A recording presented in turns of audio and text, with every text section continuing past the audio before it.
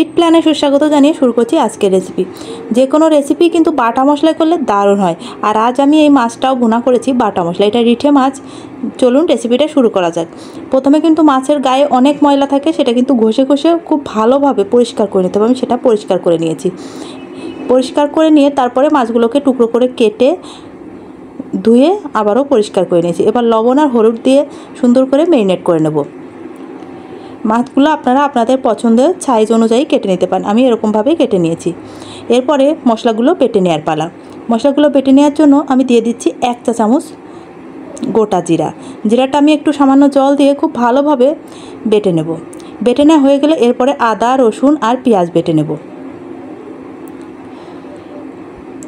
আদা, রসুন আর পেঁয়াজ বাটা হয়ে গেলে সব একটা সাইডে রেখে দেবো। এবার গ্যাসের ফ্লেম অন করে তেল দিয়ে তাতে মাছগুলো ভাজতে দিয়ে দিয়েছি। আমি মাছগুলো ভেজে নিচ্ছি। আপনারা চাইলে মাছগুলো নাও ভাজতে পারেন। যারা মাছ ভেজে রান্না করতে পছন্দ করেন না তাদের জন্য কাঁচা মাছ রান্না করলেও হবে। কিন্তু আমার কাছে মনে হয় মাছ ভেজে রান্না করলে বেশি টেস্ট আসে, কারণ আমার পরিবার এভাবেই খেতে বেশি ভালোবাসে।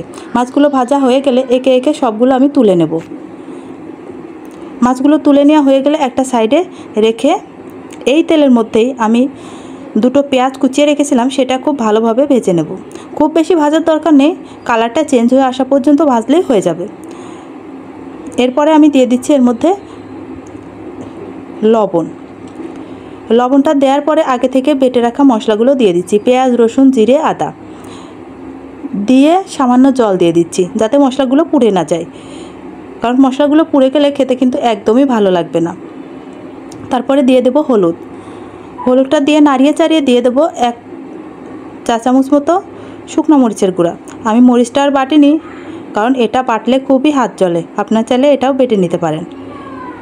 তারপর উপর থেকে খুব ভালোভাবে তেল ঝরে আসলে, তেল ছেড়ে দিয়েছে, তেলটা ছেড়ে দিলে তারপরে মাছগুলো দিয়ে মশলার সাথে বেশ ভালোভাবে উল্টে পাল্টে মিশিয়ে নিতে হবে। তবে অবশ্যই সাবধানে মেশাবেন, কারণ এই সময় মাছগুলো ভেঙে যেতে পারে, তাই একটু সাবধানে মিশিয়ে নেবেন। এরপরে এর মধ্যে দিয়ে দেবো জলটা দিয়ে আমি ঢেকে 5 মিনিট রান্না হতে দেব। তাহলে খুব ভালোভাবে মশলাটা মাছের সাথে মিশে যাবে।